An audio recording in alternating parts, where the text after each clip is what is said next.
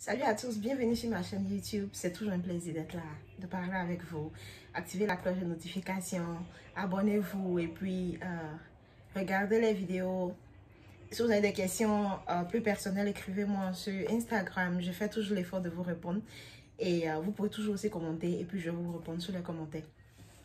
Alors aujourd'hui, je viens faire une vidéo pour parler de ce qu'il faut faire si votre interview n'a pas marché. Parce que ma dernière vidéo a traité 13 questions où il y avait 99,9% de chances, si je peux dire ça, que les questions que j'ai traitées sortent à l'interview.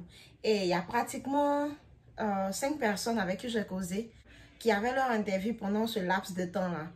Et eux tous m'ont appelé et leur interview n'a pas marché. Alors, mais quand j'ai posé des questions, par exemple, à savoir quel genre de questions leur a posé, c'était pratiquement la même question que je traitais en fait. La majorité ont eu affaire aux mêmes questions. Mais pourquoi ça n'a pas marché? Il y a un par exemple qui m'a dit comme ça qu'on ne lui a pas donné de raison. L'autre m'a dit qu'on lui a dit que l'intervieweur lui a dit « Tu ne me convaincs pas, si tu pars, tu ne vas pas revenir dans ton pays. » Vous voyez un peu. Et il y a une autre personne encore qui m'a dit qu'on lui a dit « Tu ne m'as pas convaincu. » Simplement sans donner les raisons pour lesquelles.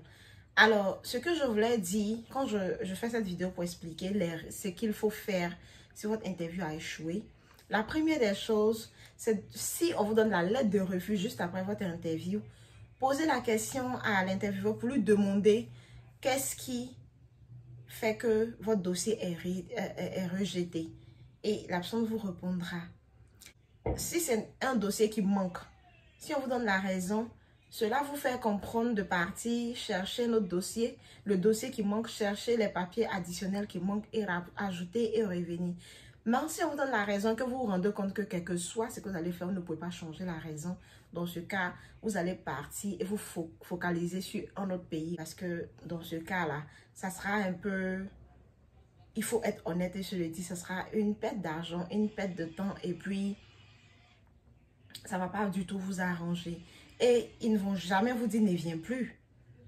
Parce que non seulement les interviews là, ça enrichit leur pays, ça enrichit l'ambassade. Et puis en plus de ça, ils n'ont pas le droit de vous dire de ne pas tenter votre chance. Bien qu'ils savent clairement que la raison du premier refus est une raison qui ne sera jamais révoquée. Vous voyez un peu.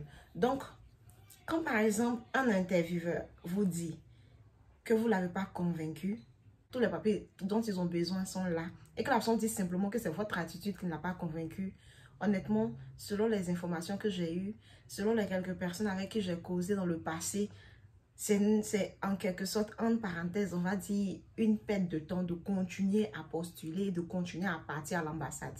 Ils vont toujours vous récaler. Parce que même si vous changez de pays pour aller faire l'interview ailleurs, ce qui est possible, ça ne changera rien parce que une fois que la personne te refuse, la personne met sur ton dossier, la personne entre dans leurs données la raison pour laquelle elles t'ont refusé. Donc, automatiquement, l'autre personne s'attend à ce que tu présentes les mêmes symptômes et les mêmes manières. Et ce sera carrément un refus, quoi. C'est rare de voir une personne qui te refuse le visa et puis une autre personne te l'accorde sur la base de « tu ne m'as pas convaincu ». Non.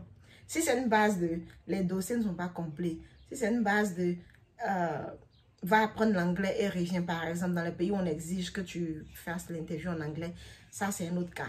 Mais si c'est une base de tu ne m'as pas convaincu, généralement, comme on dit, c'est calé, c'est bouclé, quoi.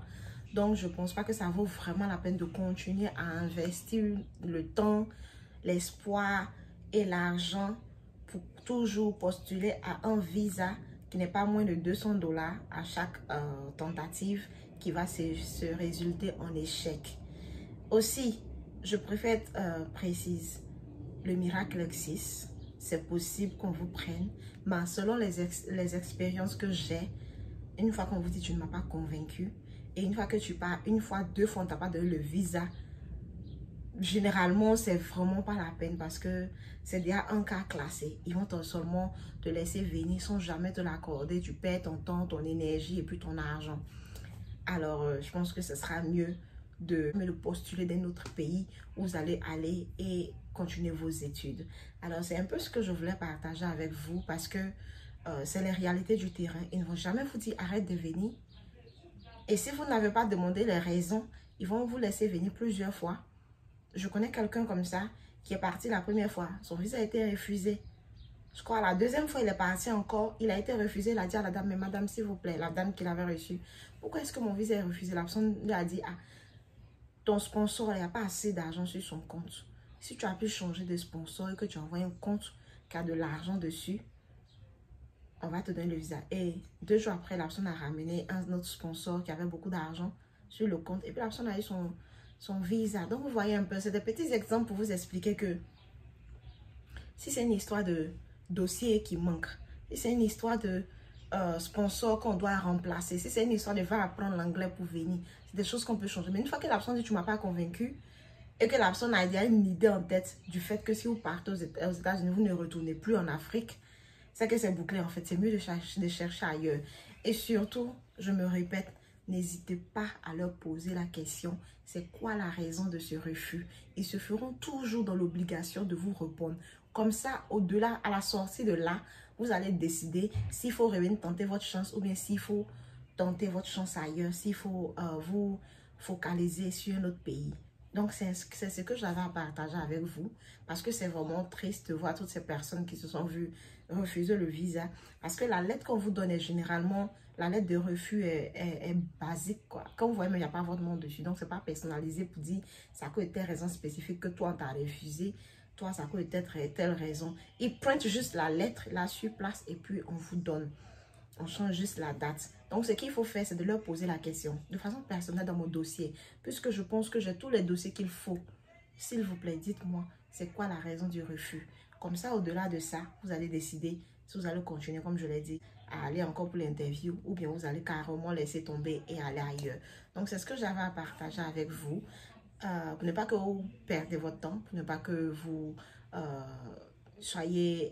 vous gardez de l'espoir quelque part où il n'y a pratiquement pas raison de garder espoir de façon réalistique, bien qu'on n'écarte pas le côté du miracle. Voilà, mais comme je l'ai dit encore, c'est de façon réalistique et puis avec les expériences et puis les choses par lesquelles les gens sont passés que je me base pour faire cette vidéo, pour vous expliquer ces choses. Alors n'hésitez surtout pas à commenter, à me poser des questions inbox, je suis toujours là. Et puis, je vous dis bye bye à ma prochaine vidéo. Merci.